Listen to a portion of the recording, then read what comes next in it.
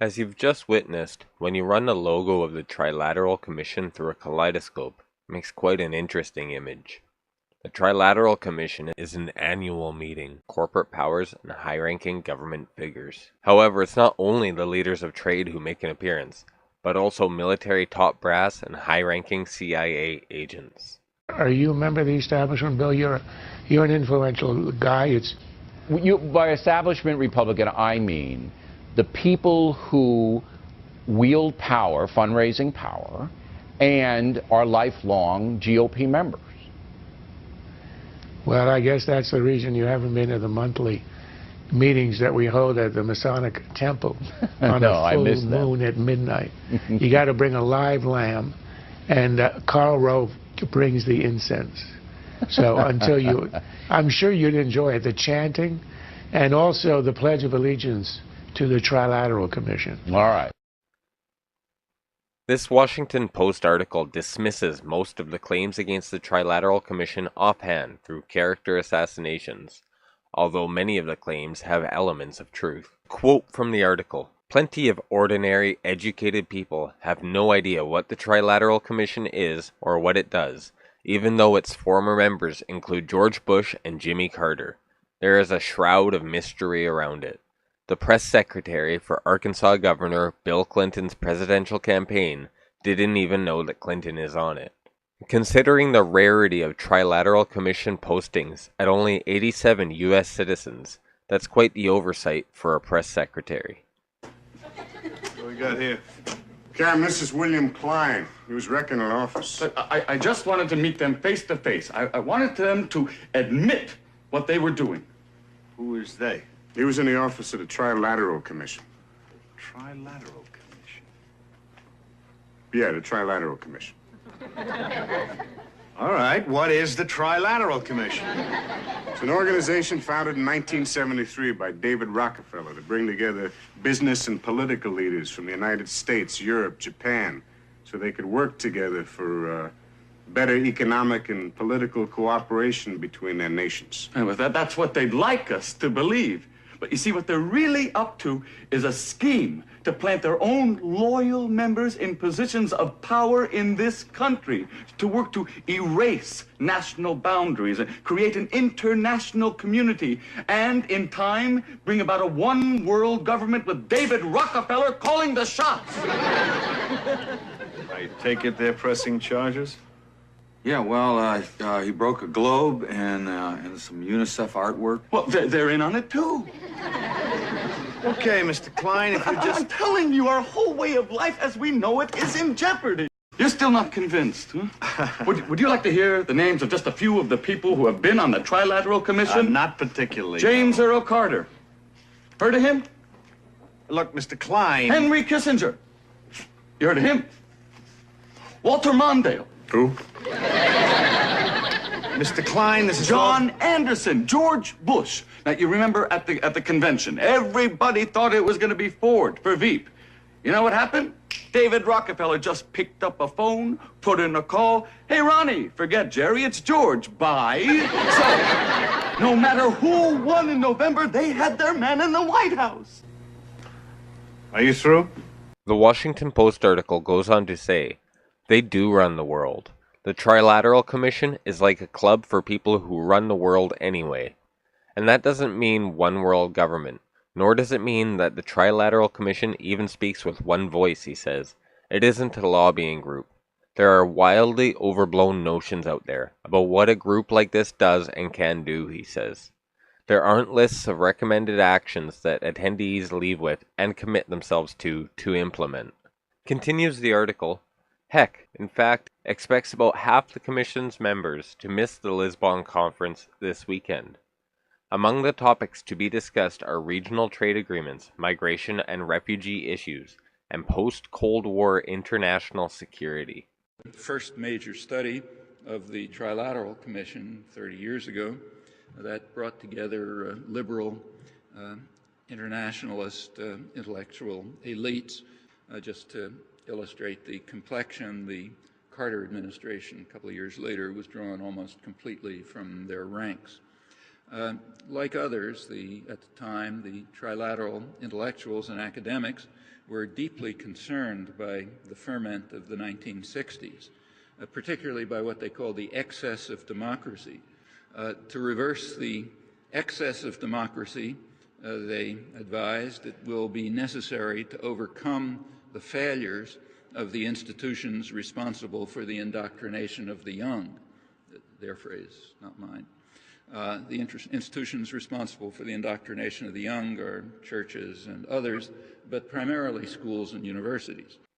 A few working journalists are on the Trilateral Commission, and if a solid, straight-standing American journalist won't give you the real lowdown on what's happening behind closed doors, no one will. It does not run the world, says Time magazine editor Talbot, who's been a trilateralist for at least 6 years. Present company emphatically excluded. It's made up of a number of highly influential people. The body itself does not presume some sort of unitary influence. In fact, quite the contrary, there's a lot of diversity. David Gergen, editor at the large U.S. News and World Report, agrees. Invited by David Rockefeller to join the commission last year, Gergen will address the Lisbon Conference along with Talbot on the American political scene. So that's great news. We all know how trustworthy the editors at Time magazine are.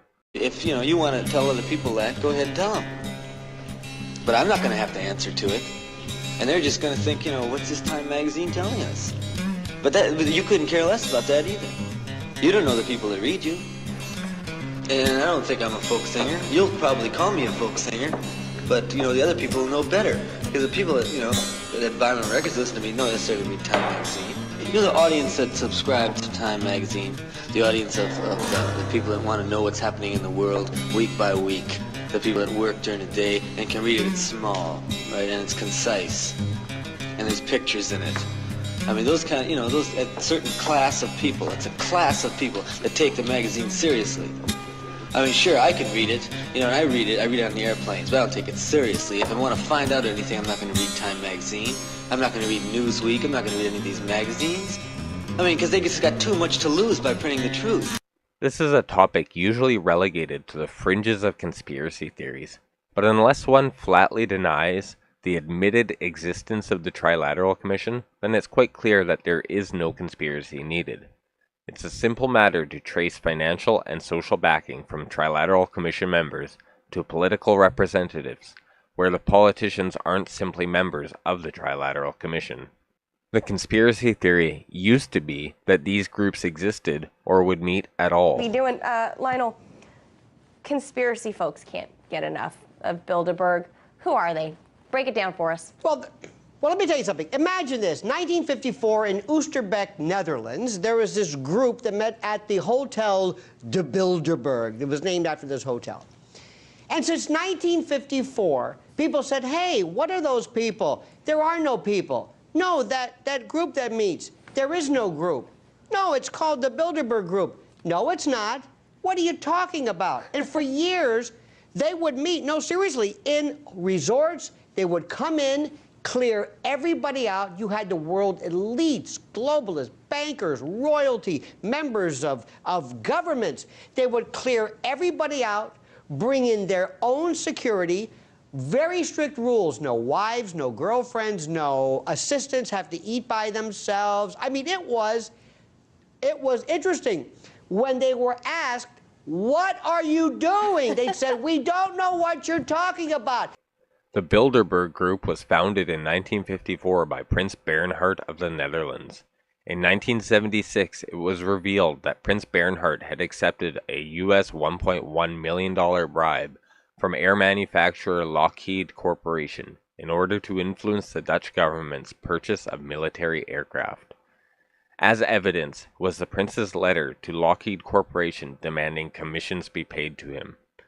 Suppressed evidence from official reports seemed to indicate bribes were also taken from Northrop, who are now Northrop Grumman. It is important to also note the many high-ranking roles that the prince had in the military administration itself. At the time, he had served on more than 300 corporate boards and committees worldwide, and had been praised in the Netherlands for his efforts to promote the economic well-being of the country. criminal charges were not placed by the government out of respect for the Queen. In the fallout of the scandal, documents were published proving Prince Bernhardt's membership of the Reiter SS, the cavalry division of the Schutzstaffel, although he was also an extremely well-decorated pilot for the Allied forces. Prince Bernhardt was forced to step down from his position as Director General of the World Wildlife Fund. However, in 1988, having sold some extremely expensive paintings from their personal collection and donating the money to the WWF, the new Director General of the WWF soon transferred the majority of the money back. The purpose of the funds was never published. However, shortly after this, in 1991, newspapers reported that Prince Bernhard had hired KAS International, owned by British Special Forces, Special Air Service founder Sir David Stirling, to hire mercenaries, most of whom were British, to fight poachers in African nature reserves. However, soon enough, the force itself became complicit in the illegal poaching and trade. Mandela Nelson's post-apartheid ANC government also accused Bernhardt's mercenaries of training pro-apartheid forces and planning assassinations, although Prince Bernhardt was not directly accused. Surely it's only a coincidence that the founder of the Bilderberg Group went on to abuse NGO funds to hire mercenaries to fight in distant countries. Many people have come to take the word conspiracy as synonymous with magic. Just as the first chapter of Sun Tzu's The Art of War states, all warfare is based on deception, so too is conspiracy at the core of business. The Red Scare was as much about keeping business patents safe as keeping the nation safe, and in a light could be seen to be the same thing. Like the Catalyst Organization and International Cooperative Alliance from the first video, there is no need for a magical explanation, no need for a shadowy grand conspiracy. The danger is self-evident simply in the consolidation of unelected power, with no need for even suggesting, never mind coordinating, an agenda. Sir, every year since 1954, a global think tank comprised of powerful corporations, world banks, presidents of the United States, prominent world leaders, and foreign policy builders, including yourself, have attended the Bilderberg meeting, where such contents of the meeting are held confidential to the public. So my question today is, as a member of the Bilderberg Group, can you please tell the public what their political leaders are discussing when they meet with the wealthiest business leaders of their respective countries, and whose interests are being served during these private meetings, sir? Well, let me give you two answers. The first answer is the purpose of these secret meetings is to devise more effective ways of sucking blood out of poor people, exploiting them, and subverting their identity. And is that sarcasm, sir? Independence to foreign control. That's one answer. And no doubt you should be very pleased with it. Now there's a second answer. First of all, I'm not a member of Bilderberg, contrary to your information. These groups, like George Soros and the Quantum Fund, have the power to swing billions of dollars and entire economies with a single act or statement. They don't need to control the world government to fund and promote favored candidates in elections all over the world. In an era of rampant advertising, where even the roadways are billeted with ads, and everyone seems to agree that corporate lobbyists spending untold billions on political influence is a huge problem that has been going on for a very long time. Yet somehow it is not a concern when those same state officials meet directly with the largest and most powerful corporations in no-disclosure events. It takes a well-developed blind spot to hand-wave away these issues. Among movements such as Occupy, it's common to point out the incredibly disproportionate wages of CEOs compared to the average salary of the company's employees. A common counterpoint of free market capitalists is that if you took these wages and redistributed them, it would only be a small amount to each employee, and that those CEOs are paid based on the performance and efficiency they can bring to the company management. Both of these viewpoints prove the premise of the first video. The left, so to speak, claims that high CEO wages detract from the wages of employees, while the so-called right might say they increase productivity. Either of these can be true, depending on the CEO, but they both agree on the aim, the goal of the accumulation of wealth and the consolidation of power. Rather than clogging up this video with the topic, I'll just say that the Lockheed bribery deal isn't the only Lockheed pay-to-play deal, nor the only military contractor paying public officials. The adage, you have to spend money to make money, is true in so many other realms of business, such as advertising. The fact that corruption is one of the cheapest and most profitable methods of attaining a lucrative contract is self-evident. And while Henry Kissinger is attending this year's Bilderberg meeting, nobody knows how many years he has left, and all the real focus is on the up-and-coming power players who are especially concentrated in Silicon Valley and firms like Google and Facebook, the likes of Eric Schmidt, Peter Thiel, Alex Karp, and other data miners who are able to work with the entrenched establishment bankers.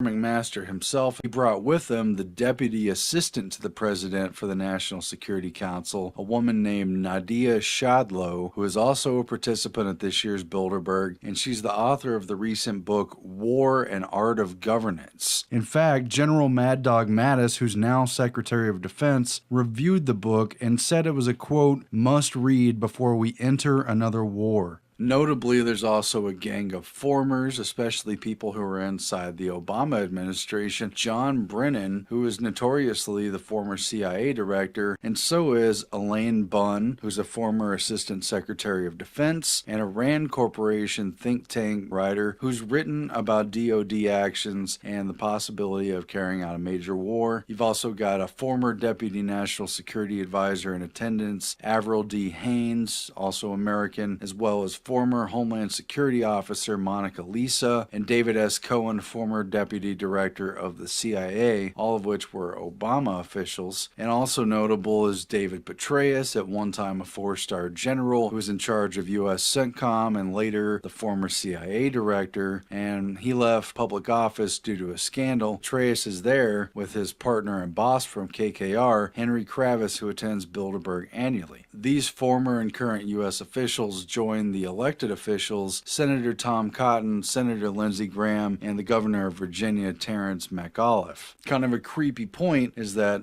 the founder of the Carlyle Group, which is a conspiracy into itself, is also in attendance, David M. Rubenstein. And back in the day, the Carlyle Group helped bring to power George H.W. Bush, so it's interesting that the ambassador to the U.S.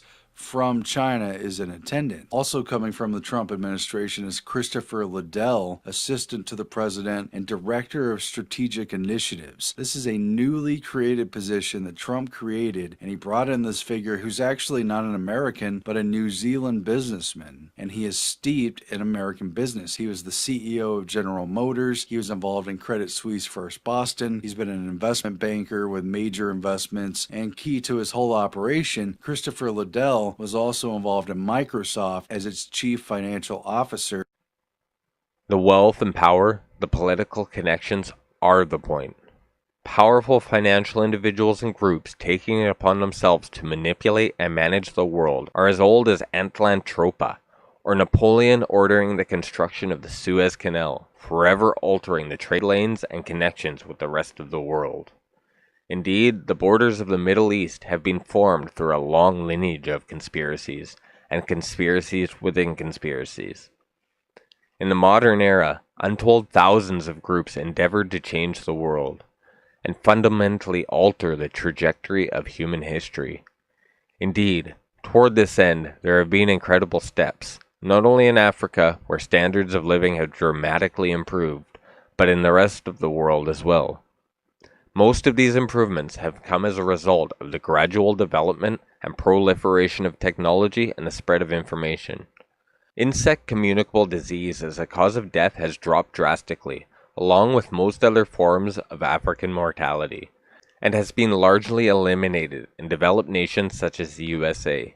But recent initiatives to eliminate deadly viruses have involved seeding areas with genetically modified mosquitoes, who mate but remain infertile, in a process which dramatically decreases mosquito procreation. Taking intervention well beyond vaccine programs and weapon sales, privately funded bodies have taken it upon themselves to play God with nations, and indeed have claimed the whole world for their sandbox.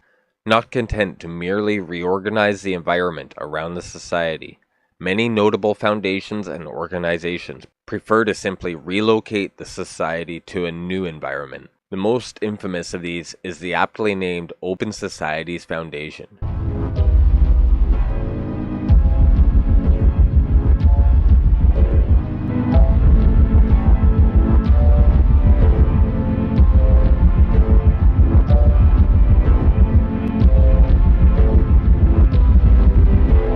Open Societies Foundation, who is owned by one of the world's most powerful liches. Completely unconcerned with national sovereignty, these organizations feed an agenda which clearly crosses the line from supporting refugees and migrants to encouraging them, and to fostering a European tolerance for mass relocation.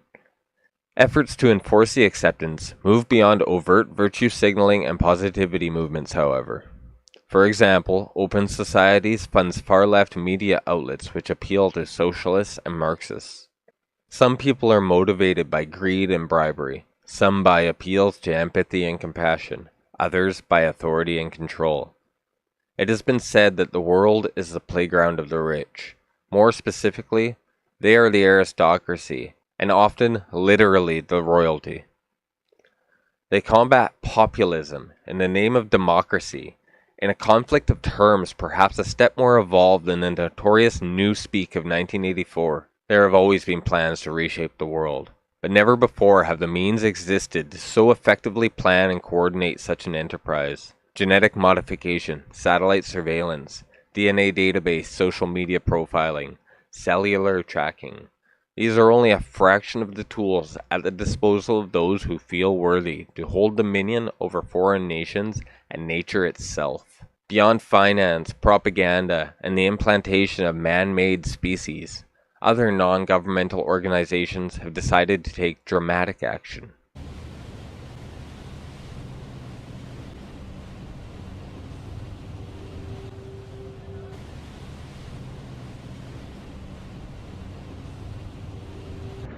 So guys, if the politicians won't stop the boats, then we'll stop the boats. So this is a boat called the Aquarius that has been illegally bringing in migrants from the Libyan Ocean for the last while.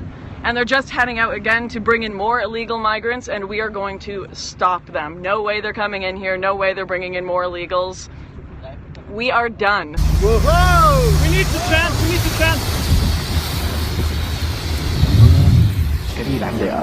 كان هذا مجرد اختبار لأطلاق التوربيدات والهدف هو هالسفينة الحربية اللي بزيد عمرها عن 30 سنة.